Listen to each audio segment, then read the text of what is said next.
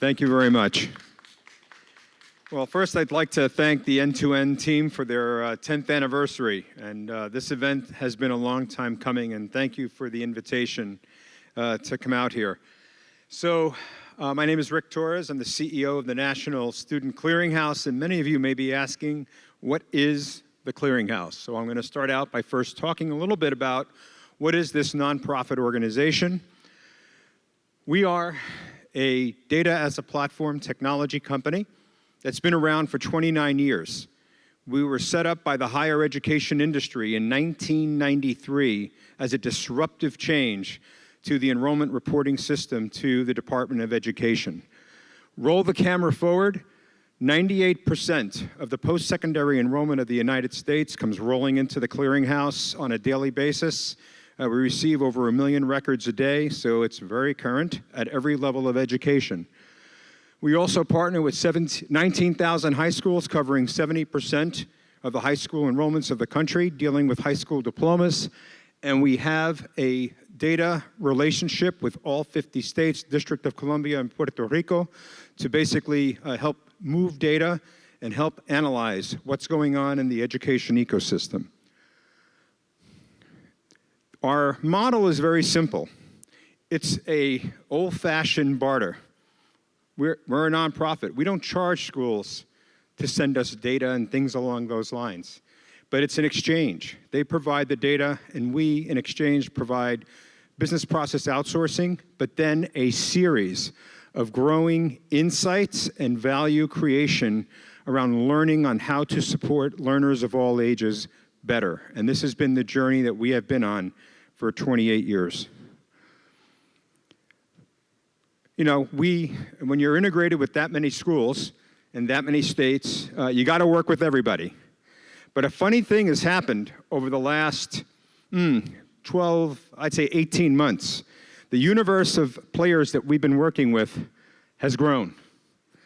Standards, new types of standards, the Open Skills Network, Credential Engine, working with Hyperledger. These are new types of technologies and data standards that are coming into the fore as a result of what is happening in education today. So we're going to talk a little bit about that. This is a headline from the Chronicle of Education.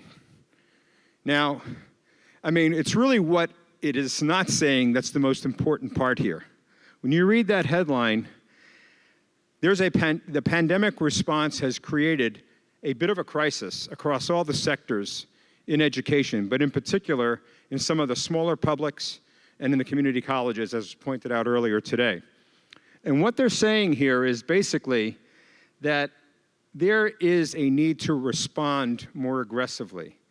And what's going to happen is, you know, someone once told me that getting something done in education was like moving across a vat of molasses. You know, you start on one end, and you start moving, and eventually you get to the other side. That is not going to be fast enough for what's happening for some of the institutions that are out there. So, you know, enrollment declines are not new news. This is something that everyone has been aware of. It is something that has been going on for a very long time. But what happened here is that COVID actually enabled a drastic acceleration of this decline. So I'm going to show you a couple of slides about this since our data is very current. I don't want to get fixated on numbers, but it's just about the message, because that's really what this is all about. So the first thing I'll tell you that you can look at, these are the enrollment trends between fall of 2019 and fall of 2020.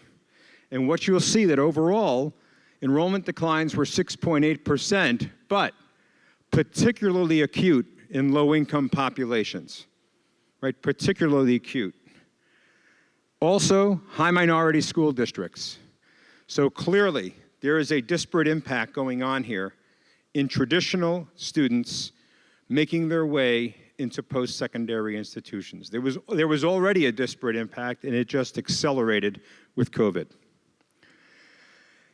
The big hypothesis that was out there is like, well, it's a gap year. You know, the campuses are closed, nobody wants to go to class, and maybe they're skipping a year to come back. Well, this data, without getting into the weeds, basically says, and this presentation will be made available for those that want it, The gap year is not what happened here. All right? The numbers were very much the same as they've always been historically. So there's something else going on. So these are the overall declines in higher education in percentage basis. But when you break it down by sector, some very interesting things pop up. And why this is relevant is that these are the sectors where your clients live. So you really need to understand their world and what their pain points are and what they're facing in order to then become a better client for higher education. You know, I've always said that you got to understand what the elephants in the room are, or what are the big things that they're worried about before you start pitching whatever your solutions are. You got to understand that first. You got to understand where they're coming from. And you can see some of the changes. I mean, 10% down for public 2 years. You can see some of the offsets here. The other thing I would point out is that the first-time freshman number dropped tremendously. Now, everybody thinks of first-time freshmen as being traditional age. That's not true. You have adults that historically have been first-time freshmen for many, many years, you know, for a long time. But you can see what's happened. Over the course of the past, you know, few years, those numbers have plunged. So where are the over 24s going? Where are they headed? Men, also in decline, much faster than women. All right, so you have men, 24 and up. You've got, okay, what are some of the things that are driving some of these changes in the pathways of education? The first thing you got to realize, and this comes from an entity called Credential Engine, is that there are almost 550,000 workforce credentials out there that have nothing to do with what higher education provides as a credential or a path to a job. Now, for sure, there are some schools that partner with some of these entities to help provide the training, but the actual credential is issued by some of these groups. So you have this, and this area is exploding. It's an area that's out there and it's growing. We all know that these new types of certifications are evolving as skills are also evolving. So the first thing you have is alternative credentials. You have what we call P20 workforce data, state longitudinal systems that are being set up across the country. Entities like Credential Engine are partnered with entities like you see up here. And you can see on the left who's making up these P20W data systems. So when you start talking about integrating your campus SIS or your outputs, you know, what are the types of data ecosystems that you're going to have to start talking to on a more regular basis as states are becoming more engaged in the journey of their overall populations to not only higher education, but to a job and to skilling up. We've heard already some mention about the skill shortage. Well, here's what's really happening. Companies are actually taking matters into their own hands. And IBM, as an example, last year hired 15,000 people in the United States that did not have any college in their background. Okay, 15,000 people. And entities like Amazon and others are going down the same path, which means that alternatives to a traditional higher education path are showing up and they are credible. They are leading to jobs, right? And the industry is driving it. So when the industry starts getting engaged, everyone has to start paying attention, including higher education. Here's another phenomenon. There are a lot of companies that are showing up that are offering training programs that lead to credentials, and some of them are partnering with higher education institutions. Many of them are partnering with enterprise. And they'll say, we'll be your middlemen. We'll help you get the pipeline going and train the people that you need to get them into the job. Right? So now you have another avenue that workers or young adults or adults that are looking to reskill that they can go to figure out how they can obtain the skills that they need. So this is putting an extraordinary amount of pressure on traditional education as we know it. And this is a very big deal, and I'm not going to spend too much time on this, but it looks very likely that the Pell Grant is going to be extended to short-form credentials. As long as you can demonstrate a 20% wage gain within 6 months of earning that new credential. This is transformative for community colleges in particular, but I think also for schools that get into the short-form upskilling type of business where all of a sudden there's Pell Grant money available to make this happen. So it hasn't been fully approved yet, but I know there's a lot of bipartisan support for this. And part of the reason is because Pell was underspent and has been underspent the last few years. So as a result, there's room to actually do this. So the bottom line is this. A lot of higher ed is losing their traditional hold on the sources of enrollments, right? There's no question that that's happening. They're going to need to step up their game into non-traditional education pathway partnerships and need to evolve how to incorporate external learning into their curriculum. This is the only way that they're going to be able to help move ahead. And we heard some of that this morning from some of the earlier presentations. So when you think about what all of this means,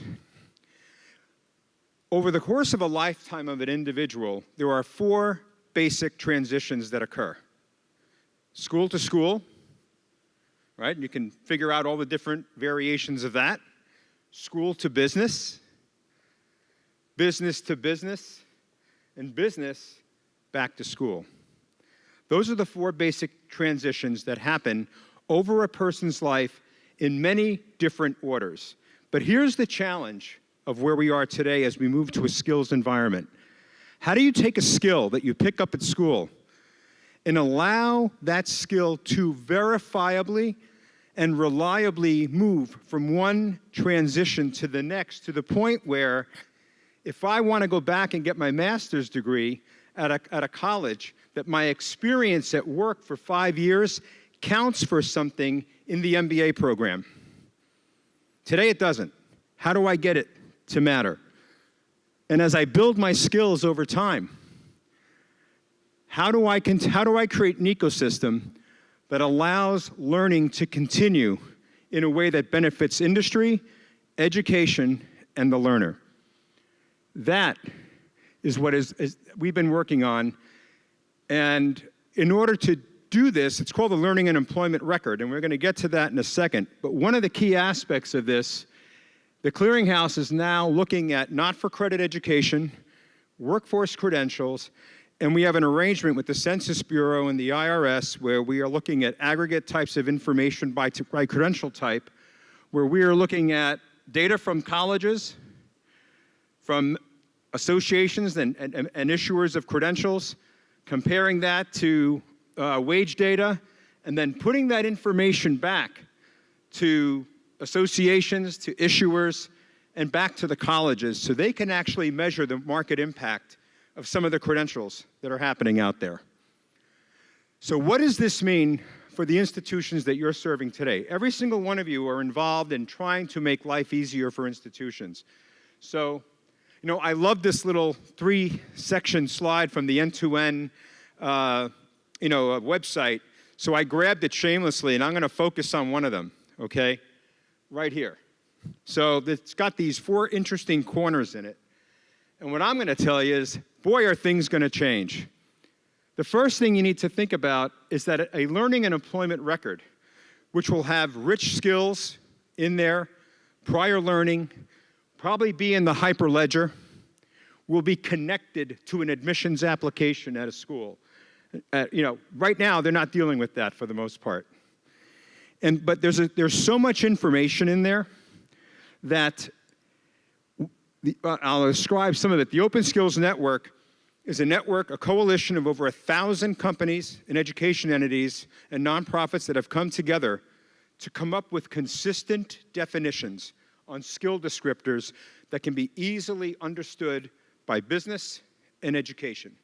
So there's this transparency on what a skill means and what are the descriptors of that skill that both industry and education can agree on. Of course, there are standards like Open Badge 2.0, there's the W3C, and then Credential Engine. Now, Credential Engine is an interesting new group, and what they have is a standard called CTDL, and what that does is it incorporates a standard for particular skills and credentials and the underlying skills that make up a particular credential. So if you wanted to understand what a credential means, they will provide a way for you to tie that to an outcome of an institution. So think about what we're talking about here. It's a whole new way of dimensionalizing learning in ways that weren't there before. Well, and that helps to determine the new learning pathway. Right? You use those new skill descriptors and things that have happened before to determine the new learning pathway. Course delivery then gets put into these environments. And then you end up evolving to this thing called a comprehensive learner record. The comprehensive learner record is an outflow, a more comprehensive view of learning outcomes. But that is on the step to the learning and employment record. So MyHub there happens to be one of our products, and it's a unified wallet that looks at credentials from all different areas and brings it all together in a single view for the learner. So most of you might not know this, but for example, 50% of baccalaureate recipients went to at least one other college, and a full 25% of them went to 2+ other colleges prior to getting their baccalaureate. And we're one of the few places where all of that can come together verifiably with one representation. So that information goes into this learning and employment record, and that data is also going to go into the state longitudinal data system. This is where it's going, so you think about connectivity. And it is also going to go for wage data and outcomes. You can read the tea leaves. Wage and outcomes on a credential are the future. That's where it's going, and that's one of the ways that accountability is going to be measured, right? It's on an ROI basis. So again, if you're thinking about, if you're an entity that's involved with connecting campuses with technology and data, the whole point of this slide is to tell you that the ecosystem is changing. The ecosystem is evolving. So, and there are platforms already and work underway, like in Indiana, where in Indiana Achievement Wallet, you can actually see this in action with Ivy Tech and Western Governors, right, working in healthcare. So this is the beginning of the change in how we're looking at education, skilling, and outcomes. The requirement here is what I call technological agnosticism. Call it what you want, but that's basically what needs to happen here. And what I worry about is that, given that I work with 3,300 colleges and universities, that poor CIO up in the right-hand corner is about to get slammed with many new requirements because the school needs them to. And importantly, when you think about what's happening here, some institutions are going to be forced to move a lot faster than others. And they're not ready.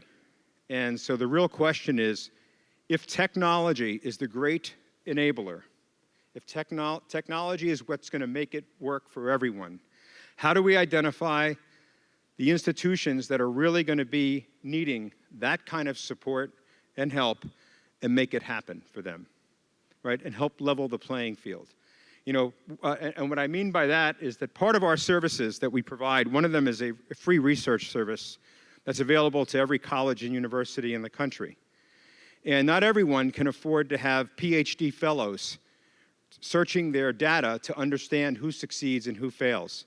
So what we do is level the playing field so that the small colleges and the small publics have the ability to research that information the same way the big boys do. All right, and I think that's important. This is about leveling the playing field, and no one's talked about that today. But that is the role of technology. That is the role that they can play, right? And either the big institutions that can afford to pay for everything get stronger, and the gap gets wider, or you become more intentional in how you apply the great applications that we have here, so that schools that need it, right, can take advantage of it as well. So, I don't need to read all the detail, on this slide, but understanding where your client is on the journey is really important, because I can tell you that if their enrollments have gone down, that is what's on the top of their mind. There is no question. And how they transform to meet the needs of their population into the future. Thank you.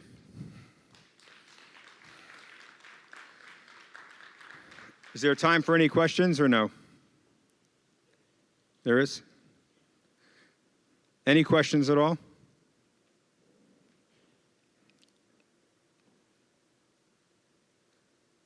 Okay. Oh, one.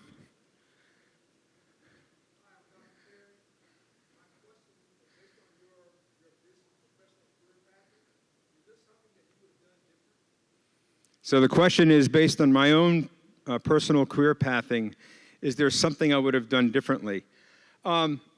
Interestingly, the answer is no, but you know why? I was able to have some really powerful conversations with people who gave me a lot of great advice when I was younger. And in the absence of that, I guarantee you my answer would have been yes. Okay, because I know a lot of people that would absolutely answer this thing yes. The best piece of advice, one of the best pieces of advice I ever got growing up was make sure that in the early part of your learning journey that you're focused on learning and applying new skills all the time. You will have time, if you're blessed enough to live long enough, to bring all those skills to bear into the future. But the hurry to try to make as much money as fast as you can narrows actually the potential that you have sometimes into the future. And you got to have the patience. Right? But you need to have someone, a mentor, you need to have a career counselor, you need to have people that are willing to sit down and tell you that. Right? And if someone hadn't told me that, that's what I would tell my 17-year-old self that somebody asked earlier. That would be something I would say, for sure. And because and my journey wasn't straight through either. I mean, I had my little bumps in the road, right? That's fine. But that happens. That's life. Right, but you end up recovering. But I think the role of technology and what we've heard today about communities of care and what we've heard today about support groups is about helping learners and adults understand how they move to the next level, okay, and what are the things that they should keep in mind as they're doing it. So I appreciate the question. Thank you. Yep. I'm having a real rough time hearing you.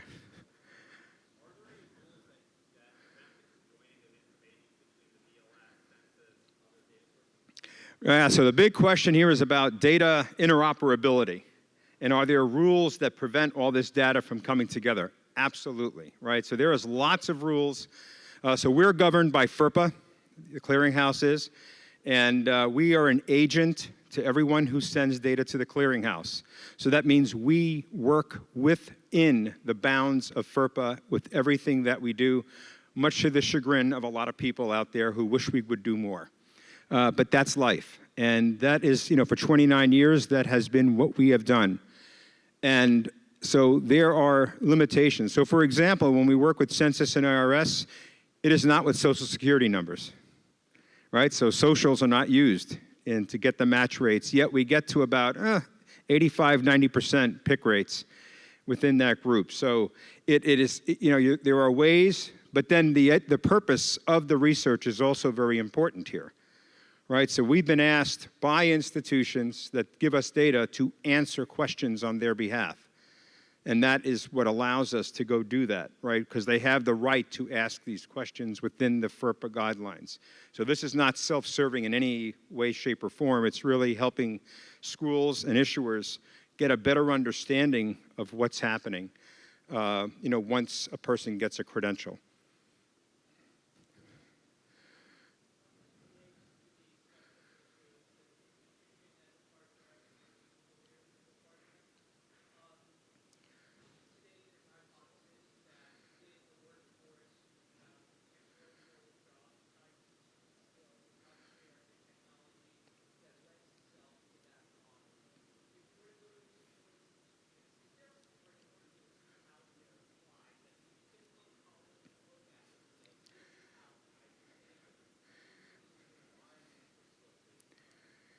Great question. So the question was about whether or not there are models out there that show the intersection between what employers are looking for and what education is offering.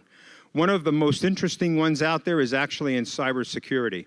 For those that are familiar with the NICE framework that comes out of NIST, that's a great example of, and you have the CAE schools, which have, I think it's 400 of them, that are applying the NICE framework to their education, and they yield are outcomes that are understood by the industry. Really important. And I can tell you that part of the skills mismatch problem that we have is the fact that companies now are not getting the right people, and frameworks like the NICE framework are actually helping. And let me give you an impact on that. So a partner of ours did this in New York City. They used the NICE framework, have been using it for about 8 years now, to map students' progression from schools like John Jay, Queens College, NYU, into cyber jobs. And through this model, banks like Goldman Sachs, Citigroup, and others, began hiring some folks, the Federal Reserve in New York. The ROI that they came up with, and these are the industry ROIs, were about $80,000 a hire. And you say, how is that even possible?